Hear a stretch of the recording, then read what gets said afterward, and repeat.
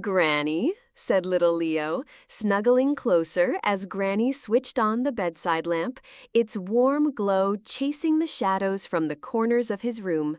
That light is so cozy. Granny smiled, her eyes twinkling.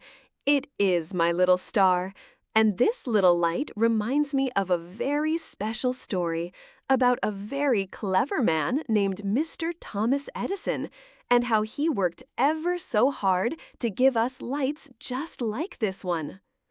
Leo's eyes grew wide. Tell me, Granny, please. All right then, Granny began, her voice soft and warm like a fluffy blanket.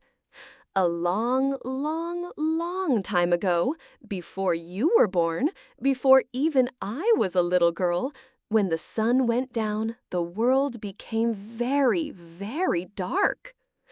Dark like when I hide under my covers? Leo asked. Even darker, sweetie. People used candles that flickered and dripped waxy tears, or smelly oil lamps that made shadows dance like spooky ghosts.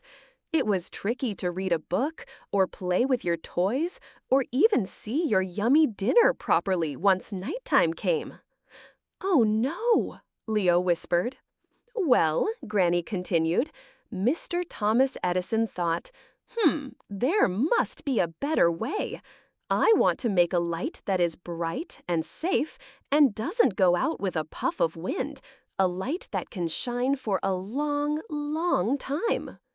So, Mr. Edison, who was a super-duper inventor, had a big workshop, like a magical toy factory, but for inventions.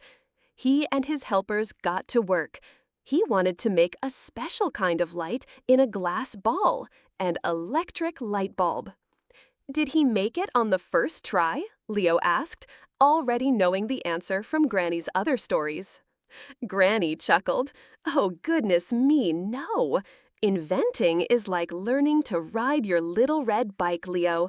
Sometimes you wobble, sometimes you tumble, but you have to get back up and try again.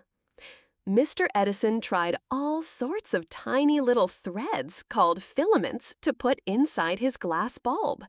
He tried a tiny, tiny string made of paper. He switched on the power and poof! It burned up faster than a birthday candle. Poof! Then, Granny went on, he tried a little thread from a cotton shirt. He hoped and hoped. He switched it on and sizzle fizz! It glowed for a moment, but then it went dark. Not quite right, said Mr. Edison. But did he give up? No! Shouted Leo. That's right. He said, I'll just try again. He tried bits of wood, he tried bits of yummy plants, he even tried a tiny strand of hair. Can you imagine? Leo scrunched up his nose. Hair light? It didn't work very well, Granny smiled. He tried this and he tried that. He tried hundreds of things, more things than you have toy cars, Leo. Each time something didn't work, he learned a little bit more. He just kept saying, let's try something new. Wow, he tried a lot. He did. For many days and many nights, he and his team worked and worked. And then, one very special day, Mr. Edison tried a piece of bamboo, a type of plant, that he had baked in an oven until it was like a tiny, crispy black thread. He carefully put this special thread inside a glass bulb. Then he used a clever machine to suck all the air out of the bulb, whoosh, making it empty inside. Then what happened? Leo whispered, holding his breath. Then, Granny said, her voice full of excitement, he connected the wires and he switched on the electricity and it glowed. A beautiful, steady, warm light filled the room.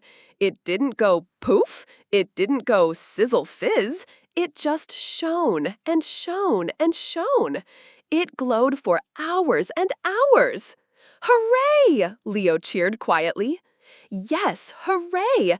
Mr. Edison and his helpers cheered and danced. They had finally done it. They had made a light bulb that worked, a light that would change the world and make nighttime bright and safe for everyone. So now we have lights because of Mr. Edison? Leo asked, looking at his lamp.